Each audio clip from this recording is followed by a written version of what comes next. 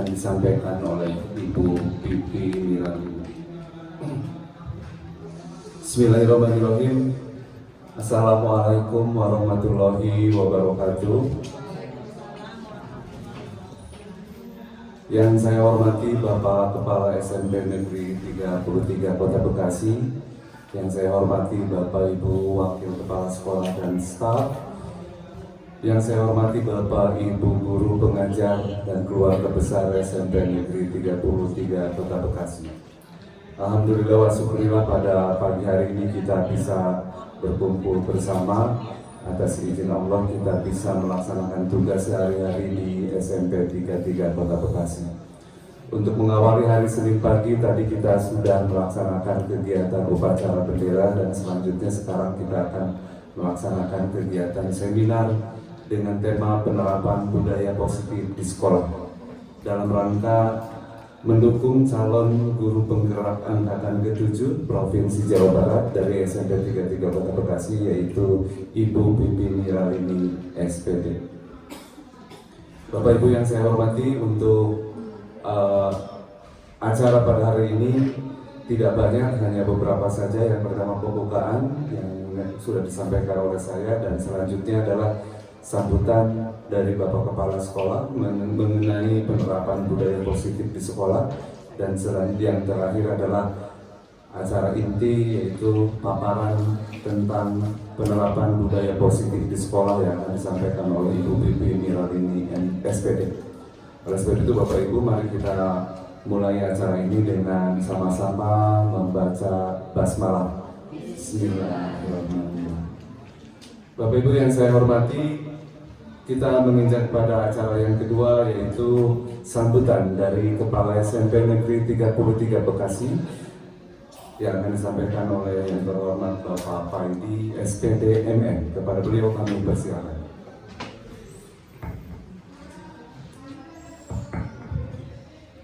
Bismillahirrahmanirrahim.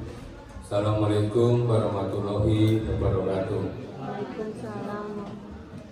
Yang terhormat Bapak Ibu para wakil kepala sekolah SMP Negeri 33 Kota Bekasi, yang terhormat Dewan Guru yang hadir pada ruangan hari ini, hari Senin tanggal 6 Februari tahun 2023. Tak lupa kita panjatkan puji syukur kepada Allah Subhanahu wa Ta'ala. Dengan pagi hari ini kita bisa melaksanakan satu kegiatan upacara bendera yang dilaksanakan oleh kelas 7D. Pembina upacara adalah Bu Indah. Yang kedua, acara seminar budaya di sekolah yang dilaksanakan Ibu Pipi Miralini SPD.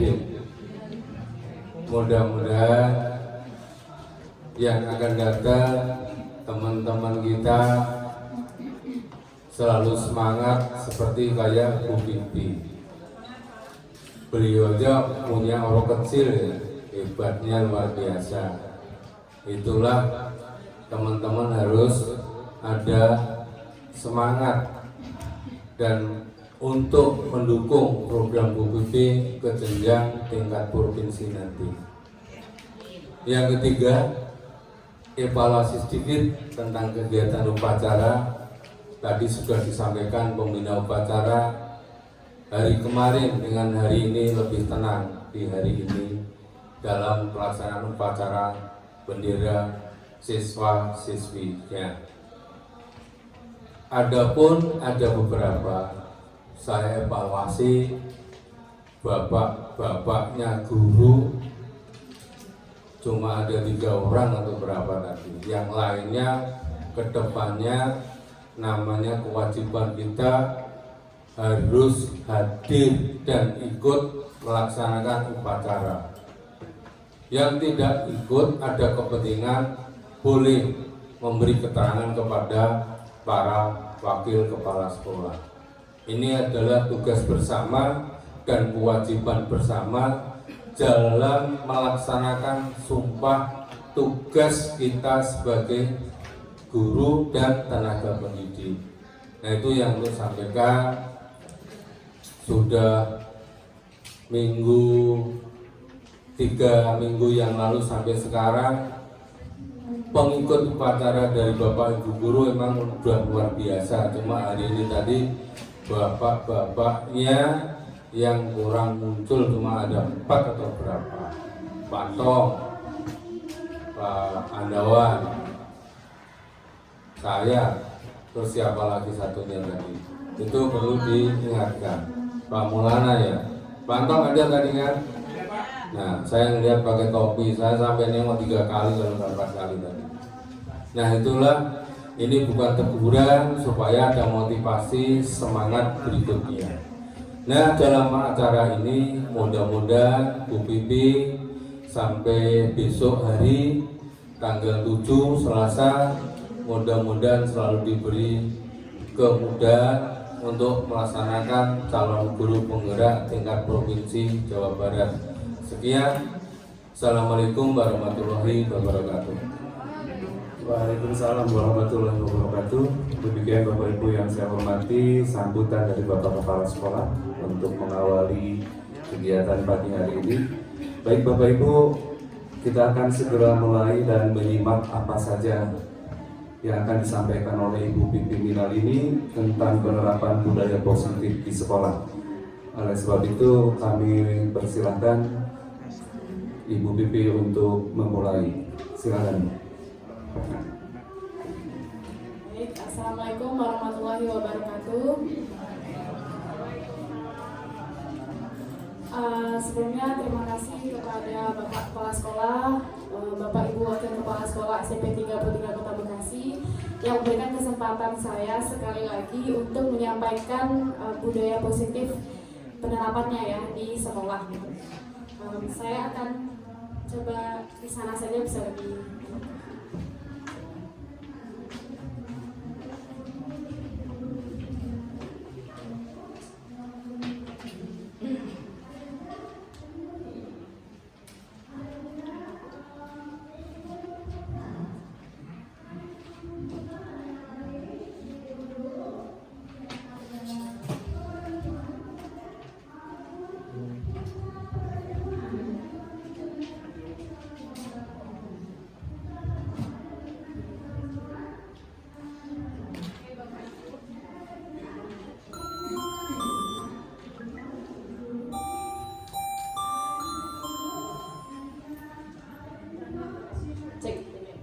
Baik, saya akan mulai Bapak Ibu. Terima kasih sebelumnya Bapak Ibu yang berkenan hadir hari ini di acara penerapan budaya positif ya pemaparannya. Nah, di sini ada beberapa hal yang akan saya sampaikan, tapi kita singkat saja ya. Tentang perubahan paradigma belajar, disiplin positif, motivasi perilaku manusia, kebutuhan dasar, posisi kontrol atau disebut dengan restitusi, keyakinan kelas, serta segitiga restitusi. Nah, pertama kali kita mencoba Bapak Ibu semuanya coba kepalkan tangannya. Ya, ini kita ulangi lagi Bapak Ibu yang sudah berlalu ya. Coba kepalkan tangannya. Nah, di sini saya akan mencoba mempengaruhi Bapak Ibu untuk membuka tangan tersebut, kepala tangan itu. Sementara di kepala tangan itu adalah sesuatu yang berharga yang harus Bapak Ibu jaga gitu, tidak boleh terbuka. Nah, tugas saya di sini adalah mencoba Bapak Ibu untuk membujuk ya. Ya, saya akan berperan untuk membujuk ya. Bapak Ibu tolong buka kepala tangannya. Ya, ada yang membuka, ada yang masih menutup. Bapak Ibu tolong buka kepala tangannya. Nah, ada Bapak Ibu yang buka, ada yang tetap menutup. Tadi saya bilang kepala tangan itu ditutup karena Bapak Ibu menjaga sesuatu di dalamnya. Jadi tidak boleh dibuka dengan cara apapun. Nah, tadi kan saya membujuk nih. Bapak Ibu tolong bujuk, tolong buka kepala tangannya. Oh, ada yang membuka, masih ada yang buka ya. Ada yang membuka dan masih tetap ada yang menutup. Oke, baik. Nah, berarti di sini saya membujuk ya. Di sini ada menghardik, mengintimidasi, memarahi, menggoda, menggelitik, bahkan menawari uang supaya dibuka itu kepala tangannya. Nah, itu untuk kegiatan coba buka ya. Istilahnya kita melihat maksudnya apa sih? Nah, maksudnya di sini apakah kepala tangan kita tadi itu terbuka? Apa alasannya kita membuka kepala tangan tersebut? Tadi Pak Anto membuka, apa alasannya Pak? Karena saya bujuk ya. Dipaksa ya. Mau aja ya, karena saya bujuk. Hadiah, dikasih hadiah. Oh, karena diberikan hadiah. Oke. Dikasih hadiah. Nah, Bapak Ibu yang masih menutup tadi siapa? Ibu Pur, Ibu Sri Pur. Kenapa Bu masih menutup Bu? Terima kasih karena ada sesuatu yang ada di dalam tangan saya. Karena ada sesuatu yang berharga di dalam tangan saya yang harus saya jaga dan tidak boleh dibuka. Rahasia.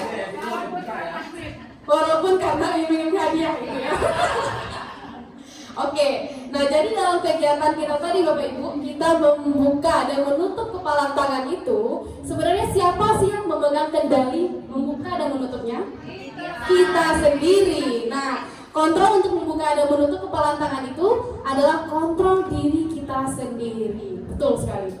Nah, ini disesuaikan dengan paradigma dari salah satu ahli ya, disebut dengan respon pendekatan teori kontrol dari Stephen R. Covey. Dia mengatakan, bila kita ingin membuat kemajuan perlahan, sedikit-sedikit, ubahlah sikap atau perilaku kita. Namun bila kita ingin memperbaiki cara-cara utama kita, maka kita perlu mengubah kerangkanya. Ubahlah bagaimana kita melihat dunia, bagaimana kita berpikir tentang manusia, ubahlah paradigma kita, skema pemahaman dan penjelasan tentang aspek-aspek yang realitas, yang nyata.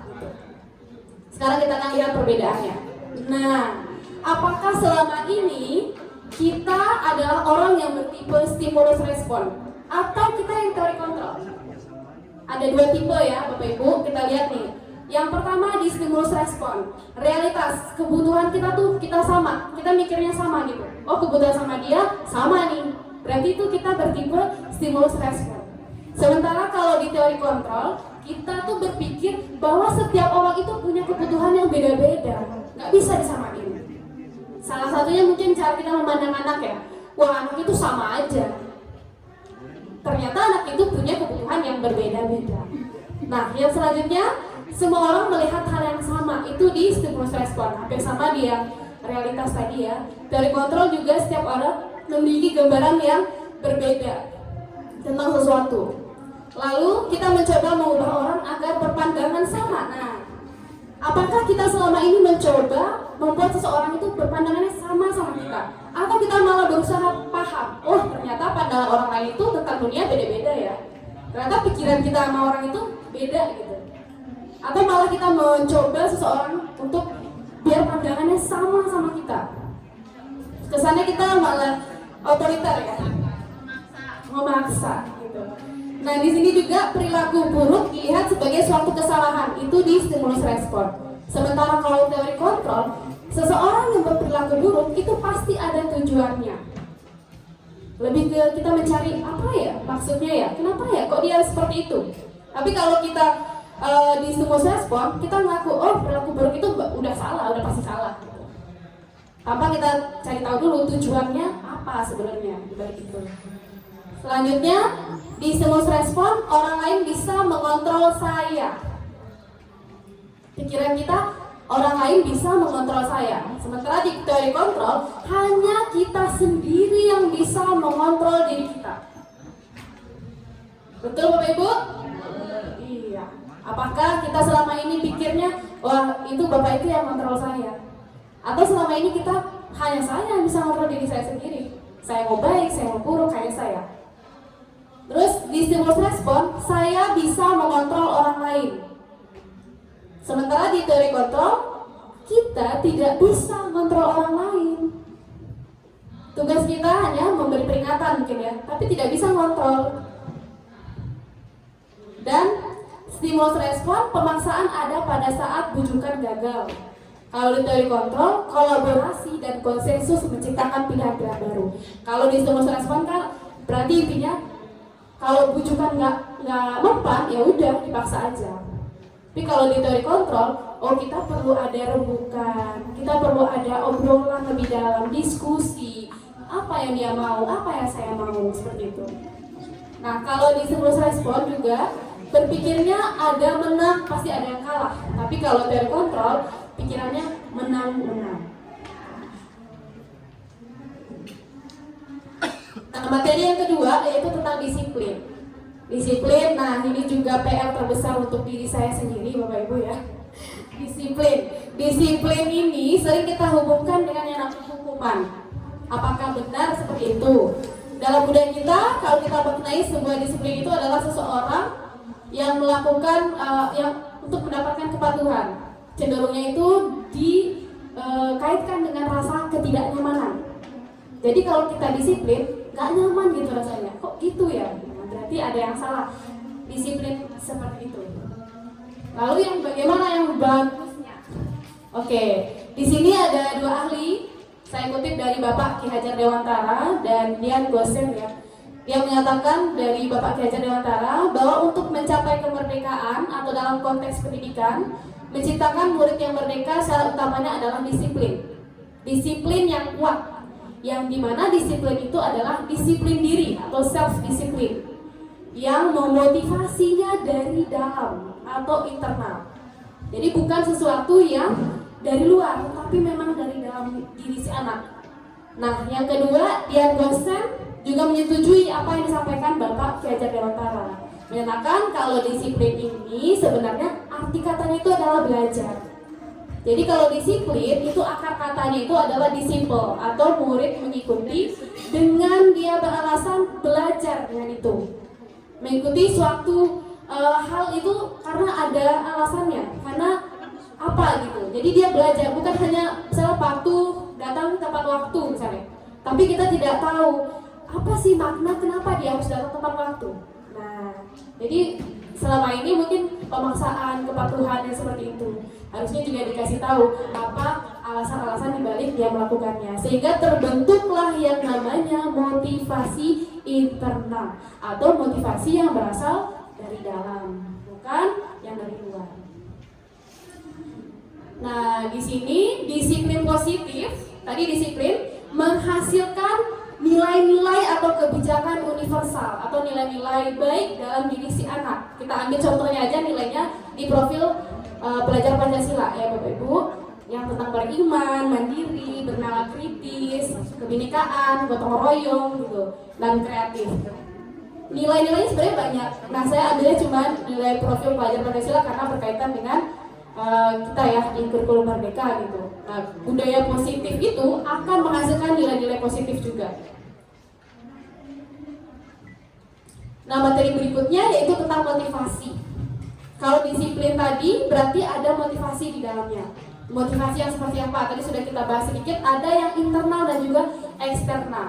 Namun di sini menurut Dian Gosen dalam bukunya Restructuring School Discipline ada 3 motivasi. Yang pertama, kita untuk disiplin itu apakah untuk menghindari ketidaknyamanan atau hukuman, untuk mendapat imbalan atau penghargaan, atau memang kita disiplin itu untuk menjadi orang yang kita inginkan karena kita menghargai diri kita dengan nilai-nilai yang kita percaya. Nah, jadi dari 3 ini kira-kira yang mana nih yang masuk dalam kategori kita, Bapak Ibu? Gimana? Apakah yang menghindari kenyamanan atau mendapatkan imbalan penghargaan dari orang lain, pujian misalnya, wah Bapak ini datang pagi terus nih gitu. Atau karena memang kita menghargai nilai-nilai diri kita sendiri gitu. Nah, jadi kita refleksi diri sendiri, apakah kita motivasinya untuk menghindari kenyamanan, mendapat imbalan, atau memang dari diri sendiri. Berkaitan dengan itu muncul ada namanya hukuman, konsekuensi, dan restitusi. Biasanya kalau hukuman dan konsekuensi ini adalah penerapan dalam peraturan kelas biasanya kita lakukan ya Bapak Ibu. Dan kalau restitusi ini adalah hal yang lebih baik daripada hukuman dan konsekuensi. Ini akan saya jelaskan di belakang. Nah, di sini ada 2 identitas. yang menggambarkan diri seorang anak. Apakah dia identitas gagal atau dia identitas yang sukses? Identitas gagal dicirikan dengan adanya hukuman. Kalau identitas sukses adalah suatu disiplin positif tadi yang ada konsekuensi di dalamnya, yang ada restitusinya. Atau salah satu ya, konsekuensi boleh atau restitusi. Kalau hukuman ini yang sering kita terapkan, termasuk saya juga sering menerapkan di kelas, sesuatu yang menyakitkan harus terjadi. Karena ibaratnya ada pemaksaan di situ. Kalau konsekuensi, sesuatu itu benar harus terjadi seperti itu. Kalau restitusi, ini merupakan sebuah pilihan. Kalau di hukuman, ada ketidaknyamanan untuk anak dalam jangka waktu yang panjang. Kalau disiplin, tidak nyaman untuk anak, tapi jangka pendek. Karena konsekuensi, ada konsekuensinya. Kalau restitusi, menguatkan untuk murid dan akan diingat dalam jangka waktu panjang. Ya, ini dan dalam hukum tadi hukuman ya, restitusi dan konsekuensi, ternyata juga ada yang namanya penghargaan. Selama ini kita memberikan penghargaan kepada anak, apakah sudah benar atau malah penghargaan itu sesuatu yang mungkin membuat diri si anak merasa merasa mungkin lebih orang lain lebih daripada dia, ya itu pengaruh jangka pendek jangka panjang. Apakah penghargaan ini efektif atau tidak? Di sini saya kutip dari pelatihan hukum tentang penghargaan dari Yayasan Pendidikan Luhur Foundation for Excellence in Education tahun 2006. Dikatakan kalau penghargaan itu malah memberi hukuman kepada si anak yang tidak mendapatkan penghargaan. Nah, yang tadi merusak hubungan, dia bisa berpikir kalau oh ya dia ya itu tergantung ya Bapak Ibu. Sebenarnya saya juga ada kurang setuju, ada yang setujunya juga ya tentang penghargaan ini. Kalau terus-menerus diberikan mungkin bisa jadi, tapi kalau dalam hal-hal tertentu dalam kategori penghargaan yang tidak terlalu berlebihan ya, mungkin bisa kita berikan. Tapi beda ini dengan apresiasi ya, apresiasi beda ya dengan penghargaan di sini. Nah, ini yang tadi restitusi. Sebenarnya ini yang paling utama yang saya jelaskan. Karena restitusi ini akan menciptakan budaya positif dan menciptakan disiplin positif. Ujung-ujungnya kita akan menciptakan anak yang identitas sukses. Jadi sebuah cara menanamkan disiplin positif pada murid. Restitusi itu membantu murid menjadi lebih memiliki tujuan. Disiplin positif memulihkan dirinya setelah berbuat salah. Penekanannya bukan pada bagaimana perilakunya untuk menyenangkan orang lain atau menghindari ketidaknyamanan, tapi menjadi orang yang menghargai nilai-nilai yang dipercaya. Melalui pendekatan ini, anak murid itu berbuat salah, guru akan menanggapi dengan mengajak murid berefleksi tentang apa yang dapat mereka lakukan untuk memperbaiki kesalahan itu, sehingga menjadi pribadi yang lebih baik dan menghargai dirinya. Nah, ini ciri-ciri restitusi. Saya akan lihat. Ciri-ciri restitusi ini ada kalimat-kalimatnya Bapak Ibu ya. Apakah kita pernah? Saya rasa Bapak Ibu sudah menerapkan di kelas ya tentang restitusi.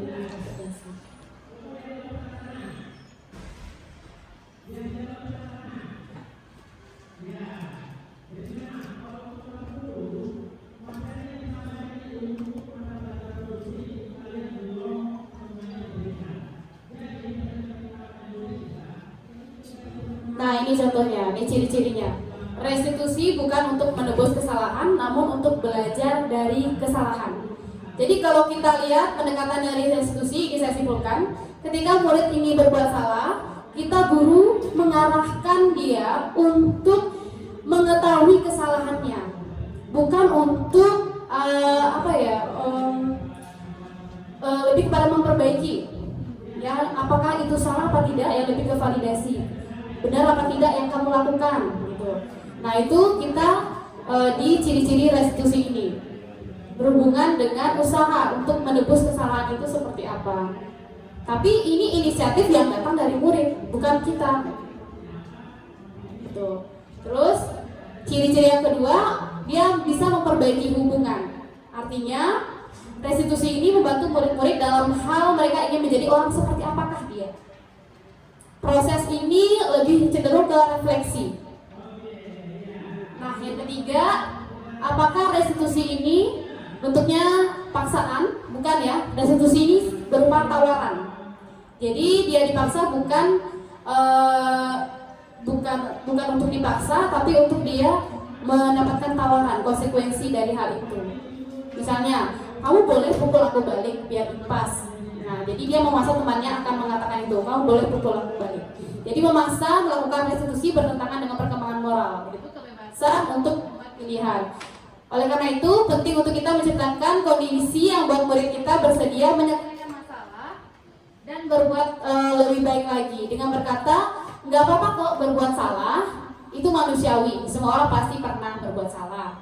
Nah, jadi tawarannya ini bukan paksaan itu, kamu harus lakukan ini. Kalau tidak, maka apa? Dan yang ketiga, restitusi ini menuntun untuk melihat ke dalam diri. Salah satu kata-katanya seperti, kamu ingin menjadi orang seperti apa? Kamu akan terlihat, terdengar, dan terasa seperti apa kalau kamu sudah menjadi orang seperti itu? Apa yang kamu percaya tentang bagaimana orang harus memperlakukan orang lain? Bagaimana kamu diperlakukan ketika kamu berbuat salah? Apa nilai yang diajarkan oleh keluargamu? Apakah kamu memegang nilai ini? Nah, gitu ya. Itu kalimat-kalimat yang digunakan dalam restitusi.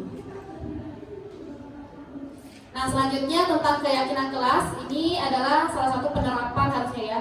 Penerapan di kelas kita biasanya sebut dengan peraturan kelas. Kenapa di sini hanya bukan peraturan kelas, tapi keyakinan kelas? Balik lagi tadi, kalau peraturan kelas itu sifatnya lebih kepada pemaksaan. Jadi anak-anak biasanya timbul rasa ketidaknyamanan. Sementara kalau keyakinan kelas lebih ibaratnya sesuatu yang memang mereka ingin jalankan yang berdasar dari motivasi dari dalam. Keyakinan. Kalau kita udah ngomong keyakinan kan berarti sesuatu yang kita percaya dan kita yakini, yang kita jalani gitu. Kalau keyakinan ini sebaiknya keyakinan kelas, yang kita sebutnya keyakinan kelas lebih baik bersifatnya abstrak daripada peraturan yang lebih rinci dan konkret. Keyakinannya harus berupa pernyataan yang universal. Pernyataan keyakinan kelas ini dibuat dalam bentuk positif. Biasanya kan kita menggunakan kata-kata negatif. Dilarang apa, tidak boleh apa. Jadi di sini keyakinan kelasnya hendaknya tidak terlalu banyak sehingga mudah diingat oleh semua warga kelasnya. Dan sebaiknya sesuatu itu diterapkan di lingkungan kelas.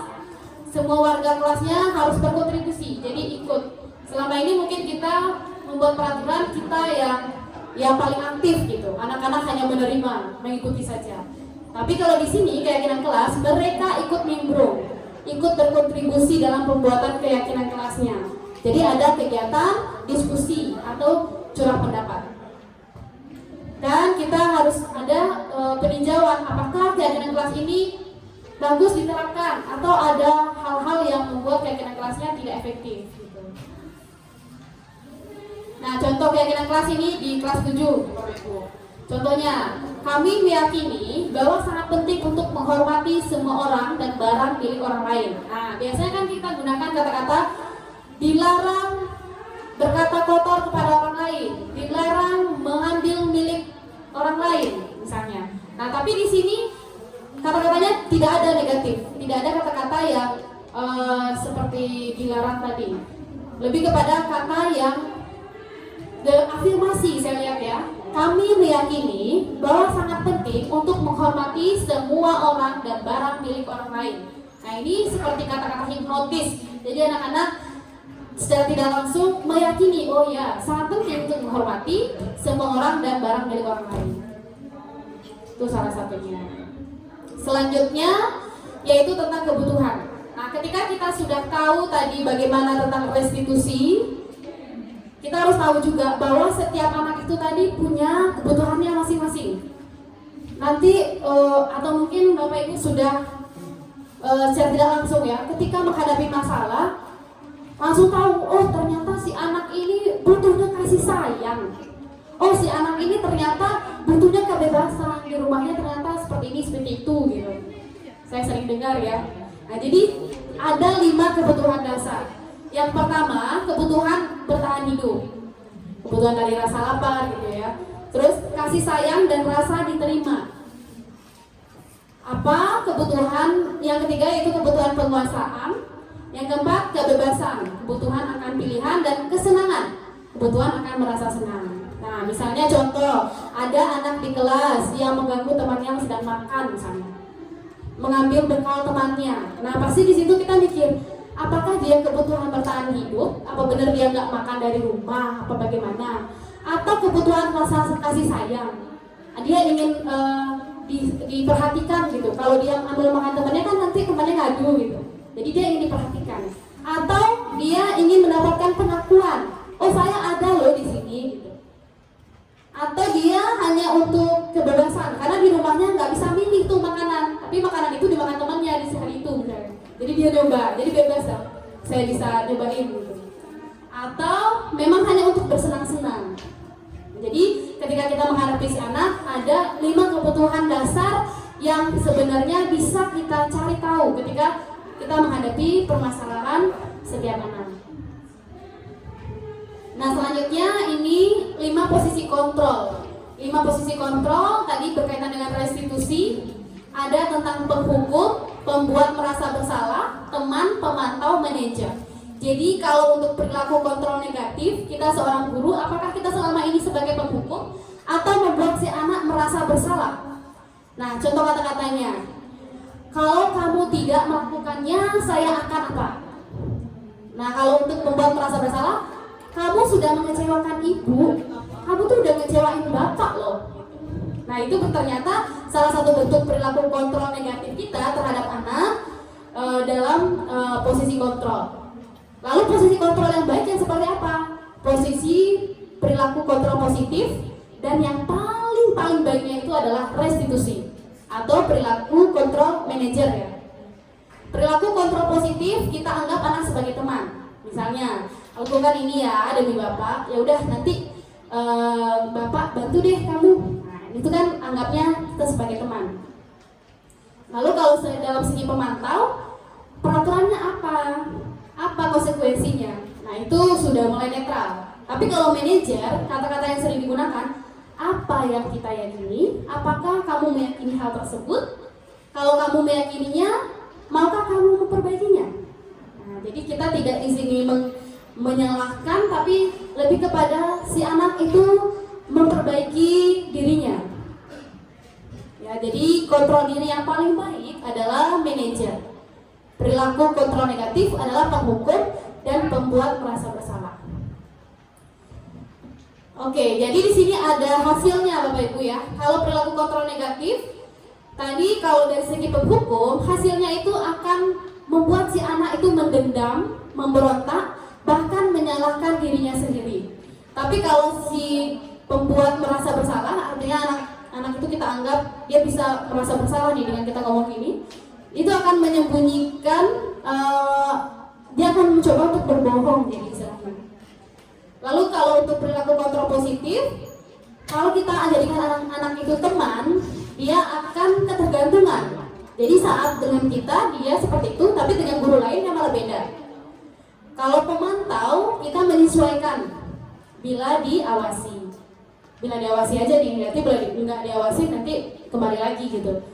Nah, yang kalau posisi manajer, dia itu sudah menjadi watak dan karakter. Nah, berarti di sini yang paling baik dari posisi kontrol itu adalah manajer. Nah, ini untuk penerapan dari segitiga restitusi tadi. Bagaimana kita bisa sebagai manajer untuk anak-anak? Yang pertama, kita validasi tindakannya itu. Yang pertama stabil dulu identitasnya. Menstabilkan identitas. Jadi kalau anak-anak berantem, kita nggak langsung nanyain, kamu kenapa berantem? Nah, tapi kita stabilkan dulu identitasnya, tarik nafas dulu ya, minum air dulu anaknya, duduk santai, baru kita ngobrol, langsung tanya, menstabilkan identitas. Kamu alasannya apa? Lalu tindakannya, apakah itu salah atau tidak? Berarti itu ada validasi. Yang kedua kita validasi tindakannya itu. Tindakannya itu salah apa enggak nih? Dan baru keyakinan apa yang selama ini kamu yakini. Nah, jadi kembali ke peraturan. Nah, Nah gitu ya Bapak Ibu. Nah ini alhamdulillah kita sampai ke yang terakhir. Ini dari quote Bapak Pendidikan kita, Bapak Ki Hajar Dewantara. Beliau menyatakan bahwa di mana ada kemerdekaan, disitulah harus ada disiplin yang kuat. Sungguh pun disiplin itu bersifat self-disiplin, yaitu kita sendiri yang mewajibkan kita dengan sekeras-kerasnya. Tapi itu sama saja, sebab jikalau kita tidak cakap melakukan self-disiplin, wajiblah penguasa lain mendisiplinkan diri kita. Dan peraturan demikian itulah harus ada di dalam suasana yang merdeka. Jadi peraturan itu bukanlah sesuatu yang mengikat, malah itu sesuatu yang memerdekakan. Itu yang harus kita ubah mindsetnya. Begitu ya Bapak Ibu. Saya rasa cukup penyampaian saya tentang budaya positif. Salah dan janggal mohon dimaafkan. Saya kembalikan kepada Bapak Wakil Kepala Sekolah. Terima kasih Pak Bek.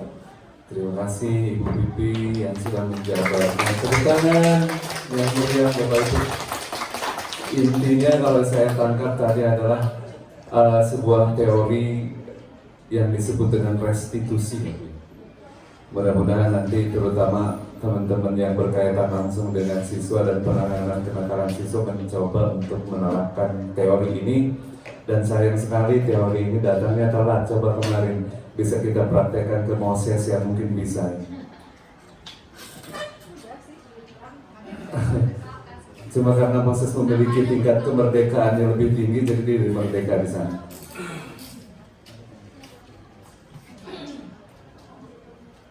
Baik Bapak Ibu, kita coba masuk ke forum tanya jawab. Jika ada yang mau ditanyakan tentang apa yang dipaparkan oleh Ibu Binti Miral ini, kami persilakan. Ibu Nur Hasanah, karena ini seminar, silakan diperkenalkan diri. Baik, nama saya Nur Hasanah, saya guru IPA. Yang mau saya tanyakan, bagaimana kita menimbulkan rasa disiplin secara internal buat anak didik kita, sehingga kita lebih mudah menerapkan restitusi daripada tata tertib gitu. Itu pertanyaan saya. Terima kasih. Assalamualaikum warahmatullahi wabarakatuh. Waalaikumsalam. Terima kasih Ibu Nur Hasanah. Dan berikutnya pertanyaan kedua dari Bapak Loni. Kami mangga persilakan. Assalamualaikum warahmatullahi wabarakatuh. Waalaikumsalam. Alhamdulillah kita mendapat pencerahan pada pagi hari.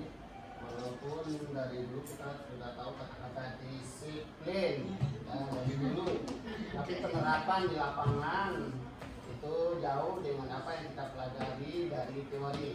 Teorinya sudah mantap sekali kalau kita perhatikan dari apa yang disampaikan oleh Bibi.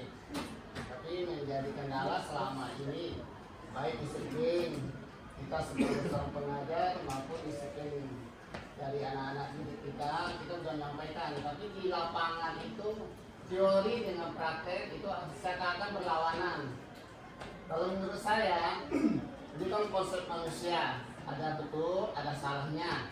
Tapi jarang orang memakai konsep yang sudah yang teruji dan diakui kebenarannya. Maka kalau kita tidak mengakui, kita tidak dianggap sebagai umat, sebagai seorang muslim. Yang paling utama itu disiplin itu kalau menurut saya ini sebagai saran dan masukan. Keteladanan itu yang paling prinsip sekali kalau kita lihat dari kacamata Islam. Apalagi kalau kita kolaborasikan dengan pendapat manusia, ini sangat baik sekali. Bagaimana keteladanan seorang guru kita sebagai seorang pemimpin yang akan memimpin anak-anak didik kita dan segala macam. Yang utama itu adalah keteladanan. Dia akan menilai di samping pendapat-pendapat ini betul, ini kan sudah diatur oleh dunia, ada pakar pendidikan. Iya. Jadi menurut saya di samping ini juga keteladanan itu ya sangat baik. Karena itu akan berpengaruh terhadap sikap anak. Contoh, akan berlambat saja, anak akan menilai bahwa dia kamu datang pagi-pagi, segala macam. Tapi apa yang dia lihat dengan apa yang kita sampaikan ke belakang itu juga menjadi kendala. Apalagi kita juga sebagai seorang guru ditiru segala macam dari omongan dan segala macam. Jadi orang kalau satu kali saja berbohong, selama ini tidak ada percaya. Apalagi dalam Islam itu kata-kata berbohong itu dikira munafik. Munafik itu ada tempat yang penggawa sekali. Nauzubillah, satu kali saja kita berbohong kepada orang yang kita tidak percaya. Maka konsep Islam, kejujuran, kebenaran antara hati dan perbuatan itu sangat prinsip sekali. Apalagi kita sebagai seorang muslim sekali. Karena orang yang luar sekali itu tempatnya itu digerak-gerakin neraka. Konsep kejujuran, ketulusan, keikhlasan dalam pendidikan pelajaran akan menentukan sebagai pertama. Mungkin itu sebagai tambahan. Ya, demikian. Assalamualaikum warahmatullahi wabarakatuh. Waalaikumsalam. Terima kasih Pak Loni. Jadi sifatnya menambahkan bahwa above all adalah sebuah modeling ya. Di atas semuanya adalah modeling atau apa namanya tadi? Keteladanan ya. Mungkin karena yang tadi diterangkan oleh Ibu Bibi, konsep restitusi itu kalau yang saya tangkap adalah how to solve the problem. Bagaimana cara menyelesaikan masalah. Dan keteladanan itu biasanya kita lakukan memang sebelum masalah itu ada gitu ya. Baik, nanti Bu Bibi akan menanggapi. Berikutnya satu penanya lagi atau penanggap lagi, mangga. Dari samping kiri saya sudah, dari tengah sudah, dari samping kanan barangkali. Ibu Afi, mangga. Tadi angkat tangan? Oh enggak. Ibu Vivi belakang. Cukup? Dua saja? Baik, kalau begitu kita persilahkan narasumber kita yang muda dan cantik cerita untuk menanggapi dua input yang disampaikan teman-teman. Sekali lagi yang pertama dari Ibu Nur Hasanah dan yang kedua dari Bapak Ustadz Loni. Kami persilakan Bu Bibi. Oke, terima kasih Pak. Jadi terima kasih Bu Nur Hasanah dan Pak Loni untuk saran dan tanggapan serta pertanyaannya. Nah, pertanyaan pertama dari Bu Nur Hasanah, bagaimana cara menimbulkan self disiplin atau disiplin diri tadi ya, dari dalam, dari internal si anak. Sebenarnya berkaitan juga apa yang disampaikan dengan Pak Loni. Saya sangat setuju gitu. Saya pun jujur sekali Bapak Ibu, kalau untuk disiplin tidak terlalu disiplin, jujur saya. Dan jadi ini jadi sebenarnya menampar saya juga, menampar saya keras sekali sampai saya terbentur dan saya merasa apakah saya pantas jadi guru penggerak kalau kayak gini nih, sampai saya berpikiran seperti itu. Tapi kembali lagi bahwa kita manusia pasti selalu berubah, mengupgrade diri, berpikir apakah ini saya lakukan apa dampaknya. Jadi cara untuk menimbulkan disiplin positif atau disiplin diri itu yang secara internal ya dari diri sendiri, dari diri si anak itu sendiri. Keteladananlah sebenarnya yang perlu kita perlihatkan. Kalau kita lihat anak kita kok kayak gini ya, oh ternyata selama ini kita nggak memperlihatkan itu. Keteladanan mungkin berkata atau kita ngobrol berdua sama sesama guru, ternyata ada anak yang dengar ngobrolnya ya bahasa ini ya gitu misalnya, oh ternyata itu udah biasa, anak-anak jadi ikut. Nah, keteladanan itulah yang sebenarnya tadi betul kata Pak Luni, saya setuju sekali Pak Luni. Keteladanan itu yang menjadi motivasi internal dari si anak. Kalau saya berlaku seperti itu, oh berarti saya akan seperti ini. Jadi anak-anak bisa berpikir. Nah kalau sementara kok anak-anak banyak seperti itu, nah berarti kita introspeksi lagi. Kita sebagai guru, apakah sudah dijalankan atau belum? Atau ada sebagian guru yang mungkin tidak dijalankan. Atau kita udah menjalankan nih, oh saya udah disiplin sampai ini, saya udah melakukan hal yang terbaik. Tapi ternyata si anak kan nih gurunya banyak nih, melihatnya ke guru yang lain gitu misalnya. Atau mungkin di rumahnya sendiri tidak ada teladan itu. Jadi terbawah sampai sekolah. Banyak faktor sebenarnya. Cuman kita sebagai guru yang bisa kita lakukan tadi apa, kita mengontrol diri sendiri ya Bapak Ibu ya.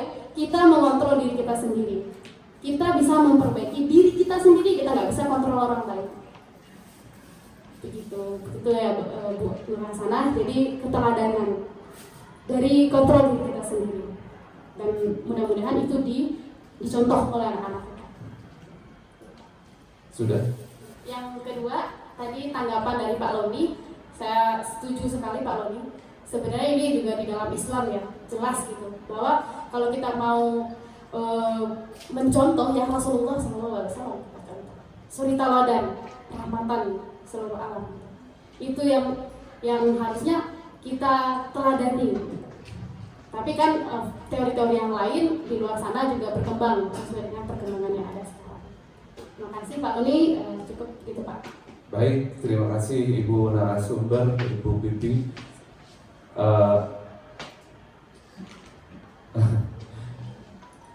Sambil menunggu pertanyaan berikutnya, jika ada silakan saya menambahkan sedikit barangkali dalam konsep keteladanan dan konsep solving problem dari restitusi tadi. Tidak ada yang tidak kalah pentingnya selain kita memberikan teladan sikap, memberikan teladan omongan atau apa saja. Yang paling penting juga kita bisa memberikan teladan maksimalitas dan profesionalitas kita. Jadi kalau kita sekarang sudah diberikan tugas sebagai guru, dan guru misalnya ada juga yang diberikan tugas sebagai pemimpin ketua segala macam, wakil kepala sekolah atau PKS, itu juga kita tunjukkan kepada siswa bahwa kita bisa lebih maksimal. Jadi kita tunjukkan kepedulian bahwa siswa lihat saya, saya peduli dengan kalian dan dengan pekerjaan saya. Itu yang paling penting mungkin sebuah teladan kalau di dunia kerja. Bapak Ibu ada lagi? Atau cukup? Cukup? Ditanya ada lagi, ditanya cukup dia. Halo, apa kabar?